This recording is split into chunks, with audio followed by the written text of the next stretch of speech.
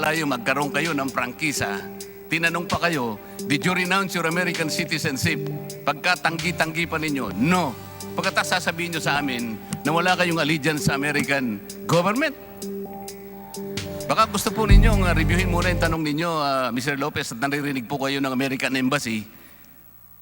Kayo po ay Amerikano ngayon. Kasi po, Mr. Lopez, ang matinding problema na kinakaharap ninyo sa pagdinig na ito ay hindi naman po yung pagiging Pilipino na nababalot po ng napakaraming pagdududa. Kung hindi, yung pagiging Amerikano ninyo. Bakit po? Kahit na po tanggapin ko na Pilipino kayo ngayon, Mr. Lopez, sige, wala na po yung duda halimbawa, hindi rin po kayo makaliligtas do sa pagtatangi sa Pilipino lamang na may karapatang magmay-ari at mamahala ng mass media sapagkat dalawa po nga ang inyong pagkamamamayan. Isang Amerikano kayo at isa pang Pilipino. Ulitin ko po, Mr. Lopez, mahigpit po ang kautosan ng ating saligang batas. Ownership and management of mass media shall be limited to Filipinos or corporations, cooperatives, associations wholly owned by such citizens. Kapag ka purong kape po ang pinag-uusapan, Mr. Lopez, barako po ang ibig sabihin nun. Hindi po kape Amerikano na nabibili ni Congressman Mike Defensor sa Starbucks. Ganun lang po kasimple yun. Gaya po ng nasabi ko na, Mr. Lopez, ang pagiging Pilipino nyo siguro tatanggapin namin, pero yung nagiging problema, bagamat ginusto nyong kilalanin lang ang pagka-Pilipino nyo ngayon, yung po talagang pagiging Amerikano. Pwede po bang sabihin ninyo sa amin, Mr. Lopez, ito po tapatan, nakaharap po kayo sa taong bayan, na kapag sinusuri natin ang mahigpit na kautosang ito ng ating saligang batas, tatanggapin lamang po ba namin ang pagiging Pilipino ninyo? At tatakpan namin ang aming mga mata na kayo hindi Amerikano? Ganun po bang gusto ninyong gawin? Alam niyo po, I am already 68 years old po. My record over the last 35 years is in the public records. You don't have to make a judgment without evaluating the evidence po. So if you look at that judgment, I stand by the record that I have put together in the last 35 years as chairman of ABS-CBN po. It is very clear that my actions have been. There is no question that there's a conflict of interest between my being a Filipino and being an American. Time and again, I have shown that my actions always favor the Filipino. That is why our saying, the mission statement of ABS-CBN is in the service of the Philippines. I am not making any judgment. For the record, I'm going to say that, Mr. Lopez. But since it was you were the one who brought this up,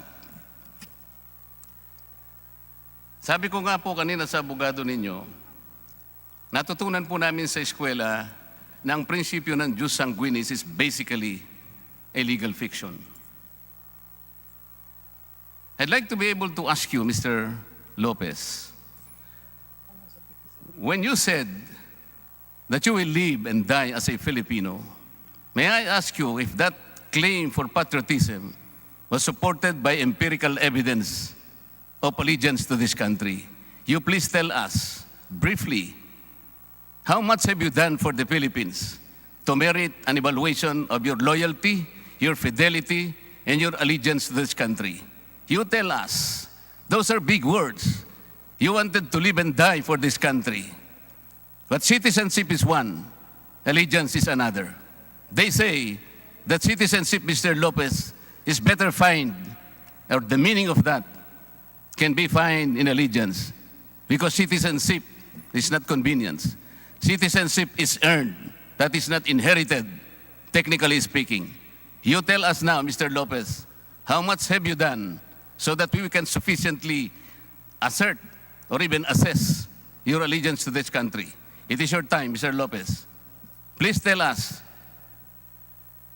I agree, Your Honor, that citizenship should not be inherited. It should be earned.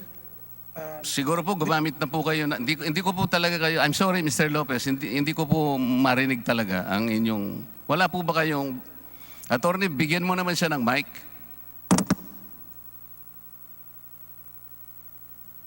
How is that, Your Honor? Can you hear me now? Yan, medyo malinaw na po. I agree, Your Honor, that citizenship should be earned and not inherited. I believe that the actions that I've carried out throughout my career as the chairman of ABS-CBN merit that I have done everything I can for the Filipino. There are many instances of this particular fact. Perhaps we can just relate one event. Attorney Brosas, I believe, talked about the fact that when ABS-CBN was taken off the air, there were over 3 million Filipinos that no longer could receive any signal that allowed them to be informed about the issues that beset our country, in particular the pandemic. Those 3 million Filipinos live in areas that are outlying areas. Hindi po yon in the rural areas. These are out in the mountains. And these are places where we have put our signal in order to reach these Filipinos. Those signals that we put in these particular areas will not generate the kind of income that will allow you as a businessman to make an adequate return. We did it because we believe that the Filipino should be informed. And those are the people that are affected by the fact that the ABS-CBN has been closed. Hindi yan negosyo po. That was a decision that was made to extend our reach to the far reaches of the Filipino nation, even though we are not making money in doing it. Mr. Lopez, ang allegiance po ay personal. Ang ginawa po ng ABS-CBN, nakapagpasaya sa tao, nakapagbigay ng inspirasyon, yan po naman talaga ang tungkulin ng isang broadcast company. May television po kayo, may radyo. So kung nagagawa po ninyo yan, yun po naman talagang produkto ninyo. Diyan naman po kayo talaga kumikita. So hindi po yun ang allegiance. Ang ibig ko sabihin bilang kayo po, kasi ang i-issue po ngayon kayo, hindi naman ang ABS-CBN. Gusto naming malaman kasi, sino po ba si Mr. Lopez kung nasusukatin po natin ay yung kanyang allegiance sa kanyang bansa? Mr. Lopez, would you believe, sir, that after ABS-CBN was granted a franchise of more than 50 years, this Congress has earned its right to know from you personally, how you participated in our political process. How did you pay your taxes? How do you value your oath as a Filipino? Ito po ang kailangan, Mr. Lopez. Ganito na lamang po, para siguro matapos tayo sa issue ng allegiance. Mawalang galang na po, Mr. Lopez. Pwede ba naming hilingin sa inyo na i-recite ninyo yung unang linya ng Panatang Makabayan?